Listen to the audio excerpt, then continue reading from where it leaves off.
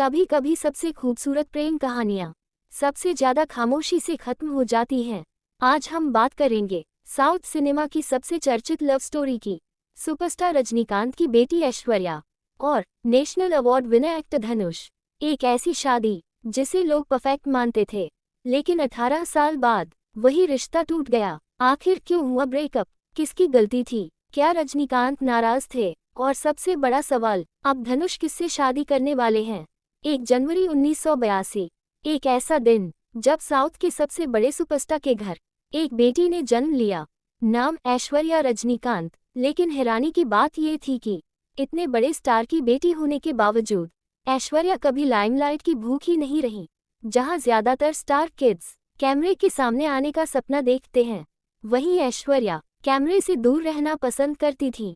उन्हें न ग्लैमर का शोर पसंद था, न स्टारडम का दिखावा। पढ़ाई में वो हमेशा तेज रही। स्कूल और कॉलेज के दिनों में उनकी पहचान रजनीकांत की बेटी से ज्यादा एक समझदार और फोकस्ड लड़की के रूप में थी।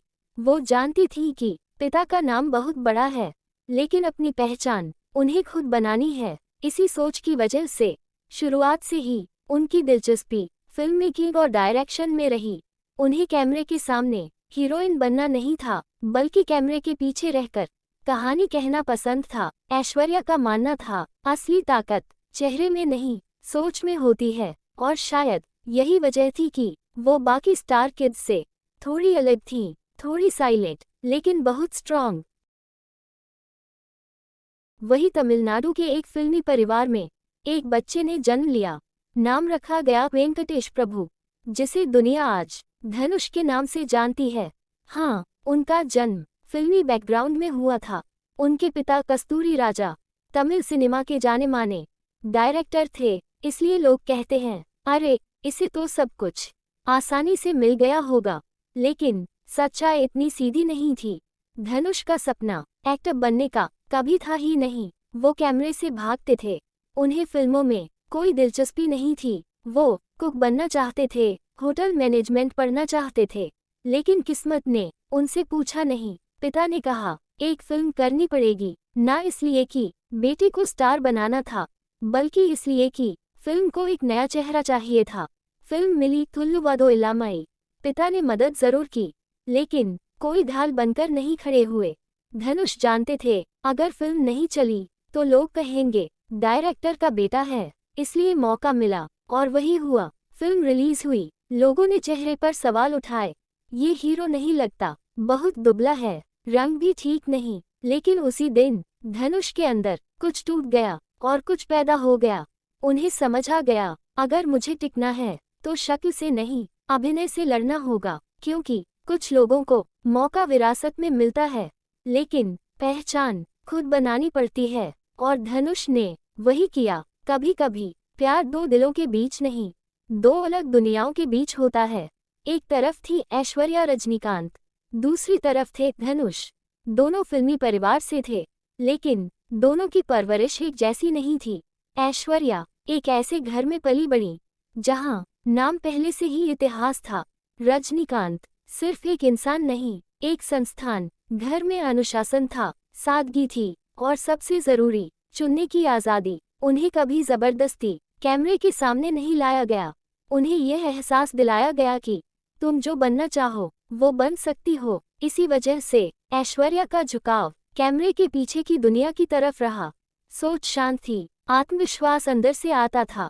धनुष की परवरिश थोड़ी अलग थी। घर में सिनेमा था, लेकिन संघर्ष भी था। पिता डायरेक्टर थे, लेकिन बेटी को ढाल बनाकर कभी नहीं रखा गया। यहाँ आज़ादी कम थी, जिम्मेदारी ज्यादा। धनुष को जल्दी समझ आ गया कि अगर यहाँ टिकना है तो हर दिन खुद को साबित करना पड़ेगा।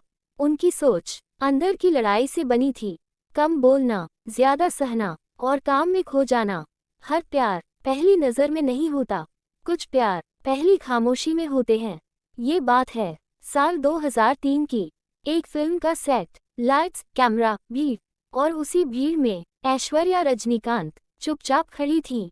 ऐश्वर्या और धनुष की पहली मुलाकात किसी पार्टी में नहीं हुई थी, किसी अफेयर के माहौल में भी नहीं। उनकी पहली मुलाकात फिल्म के सेट पर हुई थी। साल था 2003। उस समय धनुष तमिल फिल्म कादल कोंडेन की शूटिंग कर रहे थे। ऐश्वर्या वहां किसी को इम्प्रेस करने नहीं, वो फिल्म मेकिंग को समझने और सेट का माहौल देखने आई थी। यहीं पर दोनों ने एक दूसरे को पहली बार देखा। ना उस दिन कोई लंबी बातचीत हुई, ना कोई खास मुलाकात, बस एक सामान्य पहचान हुई। बाद में जब ऐश्वर्या सेट पर आने लगी तो काम से जुड़ी छोटी छोटी बातें होने लगी। यहीं से दोनों की पहचान धीरे धीरे दोस्ती में बदली। हर प्यार अचानक नहीं होता, कुछ प्यार धीरे धीरे दोस्ती की खामोशी में पलते हैं। 2003 में फिल्म के सेट पर पहचान होने के बाद ऐश्वर्या और धनुष एक दूसरे से कभी भी पब्लिकली जुड़े नहीं दिखे। कोई डेटिंग की खबर नहीं, कोई मीडिया स्टेटमेंट नहीं। ऐश्वर्या उस समय फिल्म मेकिंग सीखने में रुचि रखती थी। धनुष अपने करियर की शुरुआती और मुश्किल स्टेज में थे। यहीं से दोनों के बीच एक समझ बनी। धनुष ने बाद में इंटरव्यू में माना कि ऐश्वर्या ने मुझे समझा और सपोर्ट किया। ऐश्वर्या ने भी कभी किसी शो ऑफ वाले रिश्ते की बात नहीं की। धीरे धीरे ये सामान्य बातचीत कंफर्ट में बदली और वही कंफर्ट आगे चलकर प्यार में बदल गया। न कोई अफेयर की खबर, न कोई फोटो, न कोई गॉसिप, बस दो लोगों का एक दूसरे को समझना। लोग कहते हैं शादी बहुत जल्दी हो गई, लेकिन सच्चाई कुछ और थी। शादी हुई 18 नवंबर 2004। दोनों की उम्र ऐश्वर्या 22 साल, धनुष 21 साल। अब सवाल, इतनी जल्दी क्यों? रिश्ता परिवारों को पता था, यह कोई छुपा हुआ रिश्ता नहीं था। दोनों परिवारों को दोस्ती और रिश्ता पहले से पता था। धनुष का करियर अनस्टेबल था। उस समय धनुष बड़े स्टार नहीं थे, करियर की अनिश्चितता थी। शादी के बाद एक स्थिरता आई। रजनीकांत ने इस शादी को पूरी तरह स्वीकार किया। कोई विरोध या दबाव सामने नहीं आया। शादी सादगी से हुई। रजनीकांत खुद मानते थे कि चरित्र और मेहनत नाम से ज्यादा मायने रखते हैं। दोनों पब्लिसिटी से दूर रहना चाहते थे। कोई ग्रैंड लव स्टोरी इंटरव्यू नहीं, कोई शादी से पहले मीडिया ड्रामा नहीं, सब कुछ शांत तरीके से हुआ।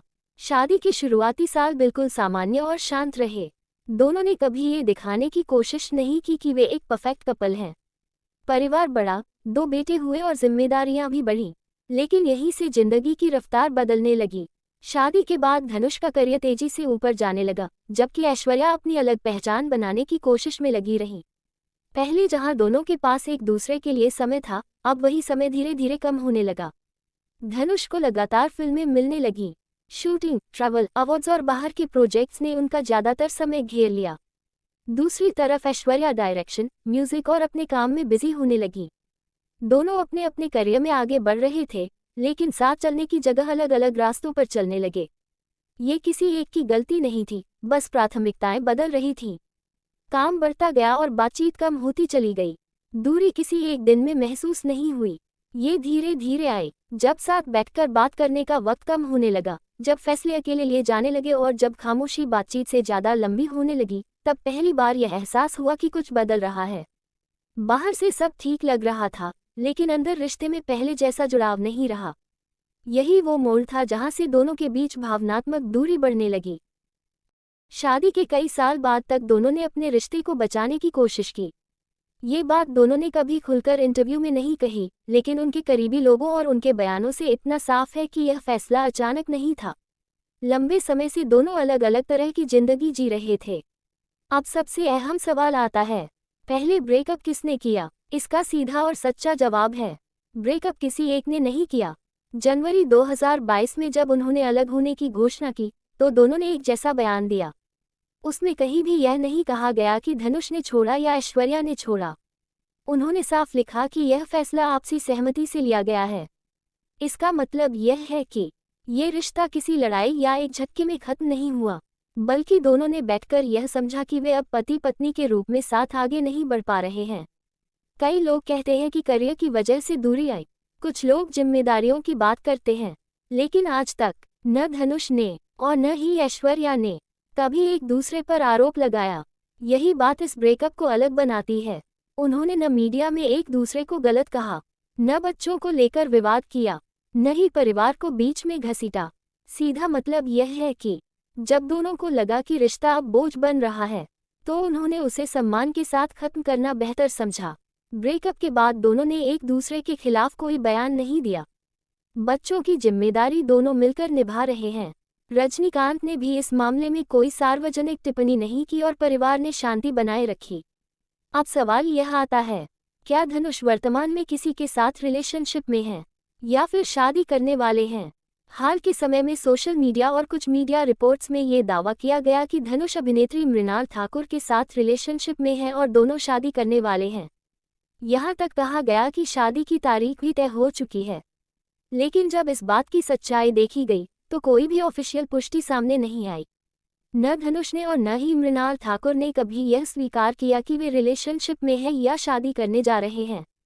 मृणाल ठाकुर ने इन खबरों के बीच खुद कहा कि वह इन अफवाहों से प्रभावित नहीं है और अपनी जिंदगी और काम पर ध्यान दे रही हैं। वहीं धनुष की तरफ से भी शादी या रिश्ते को लेकर कोई बयान नहीं आया। इसका मतलब साफ है, अभी तक धनुष के किसी नए रिश्ते या शादी को लेकर जो भी खबरें चल रही हैं वे सिर्फ अफवाहें हैं। फिलहाल सच्चाई यही है कि धनुष सिंगल हैं, अपने करियर और बच्चों पर ध्यान दे रहे हैं और शादी को लेकर कोई आधिकारिक योजना सार्वजनिक नहीं की गई है। अब यहाँ एक बात साफ करना जरूरी है, हम कभी भी कोई झूठी कहानी नहीं बनाते। जो बातें हम बताते हैं वो सिर्फ उपलब्ध जानकारी और सामने आए तथ्यों के आधार पर होती हैं। हम किसी के बारे में बिना पुष्टि के कोई दावा नहीं करते और न ही किसी को लेकर गलत संदेश देना हमारा मकसद है। धनुष के मामले में भी जो भी खबरें सामने आईं, उनकी सच्चाई यही है कि अब तक किसी नए रिश्ते या शादी को लेकर कोई आधिकारिक पुष्टि नहीं हुई है। इसलिए जब तक खुद धनुष या उनसे जुड़ा कोई भरोसेमंद बयान नहीं आता, हम अफवाहों पर भरोसा नहीं करते।